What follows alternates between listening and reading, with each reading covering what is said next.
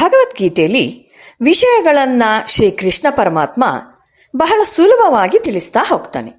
ಉಪನಿಷತ್ತುಗಳ ಸಾರವನ್ನೇ ಮಾನವ ಕೋಟಿಯ ಮೇಲೆ ಕರುಣೆ ತಾಳಿ ಎಲ್ಲರೂ ತಿಳಿದುಕೊಳ್ಳುವಂತಹ ತಿಳಿ ಭಾಷೆಯಲ್ಲಿ ಹೇಳ್ತಾ ಹೋಗ್ತಾನೆ. ಆದ ಕಾರಣವೇ ಗೀತೆಯ ಧ್ಯಾನ ಶ್ಲೋಕಗಳಲ್ಲಿ ಸರ್ವ ಉಪನಿಷತ್ತುಗಳೇ ಗೋವುಗಳು, ಅವನ್ನು ಕರೆದವನು ಶ್ರೀಕೃಷ್ಣ, ಆ ಹಾಲೇ ಗೀತೆ ಅಂತ ಇದೆ. ಯಾರೇ ಆಗ್ಲಿ ಎಲ್ಲರೂ ಗೀತೆಯ ಅಮೃತವನ್ನ ಪಾನ ಮಾಡಿ ಧನ್ಯರಾಗ್ಲಿ ಅಂತೇನೆ ಶ್ರೀಕೃಷ್ಣ ಇದನ್ನ ಅರ್ಜುನನನ್ನ ನಿಮಿತ್ತವಾಗಿ ಮಾಡಿಕೊಂಡು ಜಗತ್ತಿಗೆ ಸಾರಿರೋದು. ಗೀತೆಯನ್ನ ಓದಿ ತಿಳಿದುಕೊಳ್ಬೇಕಾದ್ರೆ ಬುದ್ಧಿಯ ಕಸರತ್ತು ಬೇಕಿಲ್ಲ. ಪ್ರತಿಯೊಬ್ಬನೂ ತನ್ನ ಯೋಗ್ಯತೆಗೆ ತಕ್ಕಂತೆ ಇಲ್ಲಿ ತಿಳಿದುಕೊಳ್ಳಬಲ್ಲ. ಹೇಗೆ ಅಂದ್ರೆ, ದೊಡ್ಡ ಪಾತ್ರೆಯನ್ನು ತೆಗೆದುಕೊಂಡು ಹೋದ್ರೆ ಹೆಚ್ಚು ಸಿಗುತ್ತೆ, ಸಣ್ಣ ಪಾತ್ರೆ ತೆಗೆದುಕೊಂಡು ಹೋದ್ರೆ ಕಡಿಮೆ ಸಿಗುತ್ತೆ. ಯಾವ ಪಾತ್ರೆನೂ ತೆಗೆದುಕೊಳ್ಳದಿಲ್ಲೇ ಹೋದ್ರೆ ಕೈಯಿಂದ ನೀರನ್ನು ತೆಗೆದುಕೊಂಡು ತಾತ್ಕಾಲಿಕವಾಗಿ ಆದ್ರೂ ಬಾಯಾರಿಕೆಯಿಂದ ಪಾರಾಗಬಹುದು. ಹಾಗೇನೆ ತನ್ನೆಡೆಗೆ ಬಂದ ಯಾರನ್ನೂ ಗೀತೆ ಹಾಗೆ ಕಳಿಸೋದಿಲ್ಲ. ಅವರವರಿಗೆ ಏನನ್ನು ತಿಳಿದುಕೊಳ್ಳಲು ಸಾಧ್ಯವೋ, ಎಷ್ಟನ್ನು ಅರಗಿಸಿಕೊಳ್ಳಲು ಸಾಧ್ಯವೋ ಅಷ್ಟನ್ನ ಕೊಟ್ಟು ಕಳುಹಿಸುತ್ತೆ. ಇದೊಂದು ಯೋಗಶಾಸ್ತ್ರ, ಬರೀ ತತ್ವವೇ ಅಲ್ಲ. ಯೋಗ ಅಂದ್ರೆ ಒಂದುಗೂಡಿಸೋದು, ಜೀವಾತ್ಮನನ್ನು ಪರಮಾತ್ಮನೆಡೆಗೆ ಒಯ್ಯೋದಿಕ್ಕೆ ಯೋಗ ಅಂತ ಹೇಳ್ತಾರೆ.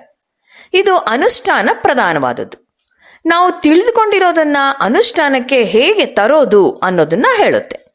ಇಲ್ಲಿ ಸಿದ್ಧಾಂತವಿದೆ, ಆದರೆ ಅಷ್ಟೇ ಪ್ರಾಮುಖ್ಯತೆ ಸಾಧನೆಗೂ ಇದೆ.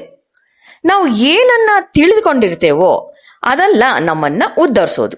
ನಾವು ಏನನ್ನ ಅನುಷ್ಠಾನಕ್ಕೆ ತಂದಿರ್ತೇವೋ ಅದು ಮಾತ್ರ ನಮ್ಮದು. ಶ್ರೀರಾಮಕೃಷ್ಣ ಪರಮಹಂಸರು ಇದಕ್ಕೊಂದು ಎಕ್ಸಾಂಪಲ್ ಹೇಳ್ತಾರೆ. ದೋಣಿಲಿ ಹೋಗ್ತಿದ್ದ ಒಬ್ಬ ಪಂಡಿತನ ವಿಷಯವನ್ನ ಉದಾಹರಣೆ ಕೊಡ್ತಾರೆ. ಒಬ್ಬ ಪಂಡಿತ ದೋಣಿಲಿ ಕುಳಿತ ನಾವಿಕನಿಗೆ ಕೇಳ್ತಾನೆ, ನಿನಗೆ ತರ್ಕ ಗೊತ್ತೇ, ನಿನಗೆ ನ್ಯಾಯ ಗೊತ್ತೇ, ನಿನಗೆ ವೇದಾಂತ ಗೊತ್ತಾ ಅಂತ ಕೇಳ್ತಾನೆ. ನಾವಿಕನಿಗೆ ಅವೇನು ಗೊತ್ತಿರೋದಿಲ್ಲ, ಅವನು ಯಾವುದು ಓದಿದವನಲ್ಲ. ಅವನು ಹೇಳ್ತಾನೆ, ನನಗೇನು ಗೊತ್ತಿಲ್ಲ ಅಂತ ಹೇಳ್ತಾನೆ.